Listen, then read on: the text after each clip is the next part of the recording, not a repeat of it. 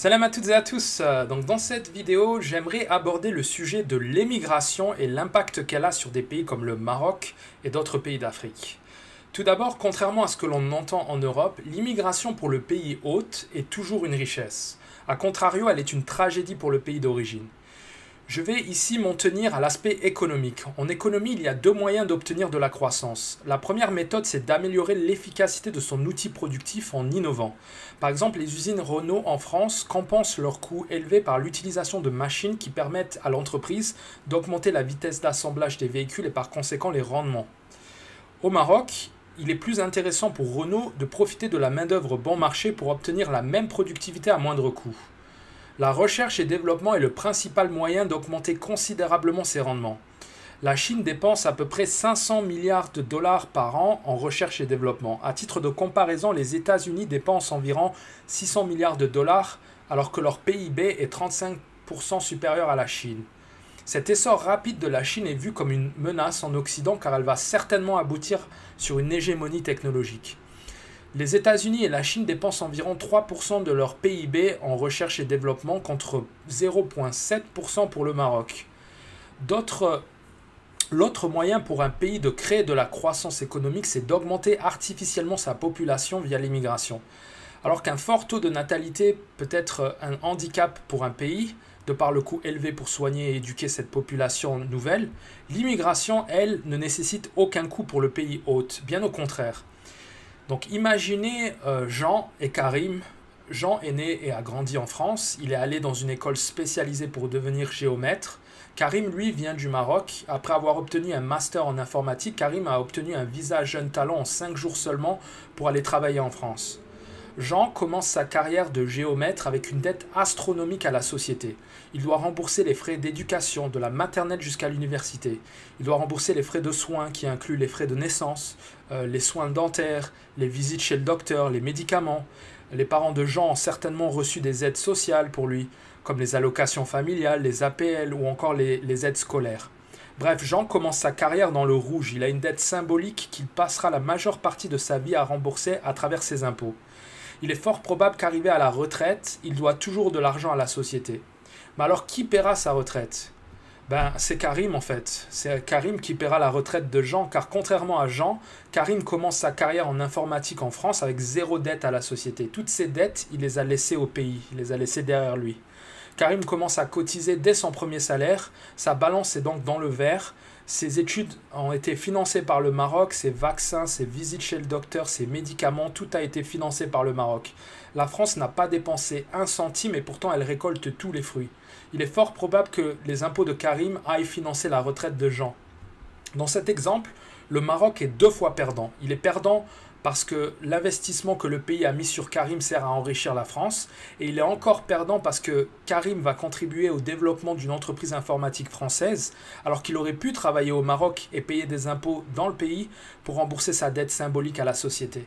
Imaginez qu'en 2002, plus de 600 000 Marocains ont quitté le pays. Ces Marocains sont allés en Israël, en France, en Belgique, en Hollande, au Canada. C'est un chiffre astronomique. Entre 1965 et 2017, en moyenne, 400 000 Marocains ont quitté le pays chaque année. Imaginez 400 000 Karim qui quittent le pays chaque année. Comment voulez-vous que le pays se développe un jour s'il perd la majeure partie de sa jeunesse? Beaucoup diront que les MRE transfèrent chaque année des sommes d'argent au Maroc.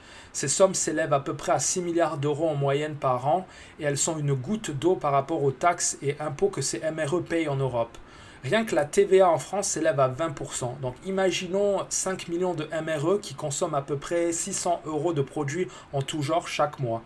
Ça rapporterait à la France plus de 7,2 milliards d'euros de TVA, soit 1 milliard de plus que les transferts des MRE au Maroc. Sans parler des impôts très élevés en France qui s'élèvent à presque 40% en moyenne. Donc pour un pays, l'immigration qualifiée est souvent la meilleure façon de faire croître son économie. Les migrants viennent travailler, ils doivent se loger, consommer, et tout cela fait tourner l'économie. Des pays comme le Canada ont complètement orienté leur économie vers l'augmentation artificielle de leur population.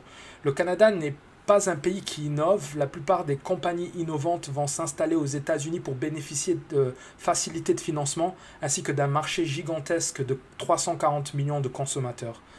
Par contre, le Canada est un pays gigantesque qui dispose d'énormément de ressources naturelles qui nécessitent beaucoup de main-d'œuvre pour être exploitées.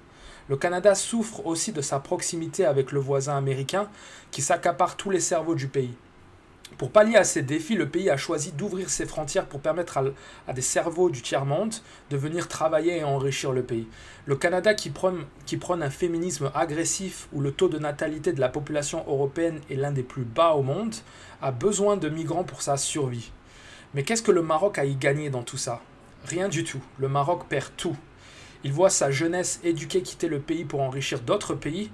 Le pays ne peut pas développer son économie à cause de la pénurie de travail et par conséquent de jeunes qualifiés avec une expérience de travail. C'est un schéma qui se répète dans bon nombre de pays africains d'ailleurs. On entend souvent l'argument de la diaspora qui reviendrait au pays pour se lancer dans des affaires, mais en vérité, ça s'apparente à un mythe. Les MRE qui travaillent s'intègrent dans la société d'accueil, ils se marient avec des locaux, ont des enfants qui souvent ne parlent pas la langue arabe, donc au final un retour est rarement envisageable. Tout le contraire des Chinois aux États-Unis qui ne s'intègrent pas et qui aspirent à rentrer en Chine dès qu'ils ont obtenu leur diplôme américain. Mais ils rentrent au pays tout simplement parce qu'il y a des opportunités là-bas. Encore une fois, c'est le modèle ultra-libéral que le Maroc a adopté qui est le problème. Les nations développées non seulement s'approprient les ressources naturelles du pays, mais aussi les ressources humaines. C'est un pillage en règle. Le Maroc aurait dû opter pour un protectionnisme ciblé des secteurs clés où le pays a un avantage comparatif et financer des entreprises nationales pour créer un moteur d'emploi pour cette jeunesse éduquée qui quitte aujourd'hui le pays. C'est exactement ce qu'ont fait les Chinois et les Coréens. Il y a aussi le problème de l'éducation en français. L'éducation en Corée du Sud se fait en coréen, en Chine elle se fait en chinois et au Maroc elle se fait en français. On dirait que le Maroc est complice de ce système ou que le pays ne voit pas l'impact ravageur de l'émigration sur l'économie. La langue française est une malédiction pour l'Afrique. Voilà, c'est tout pour cette vidéo. N'hésitez pas à réagir. Si vous êtes un MRE, dites-moi en commentaire ce qui vous empêche de rentrer au Maroc. À bientôt!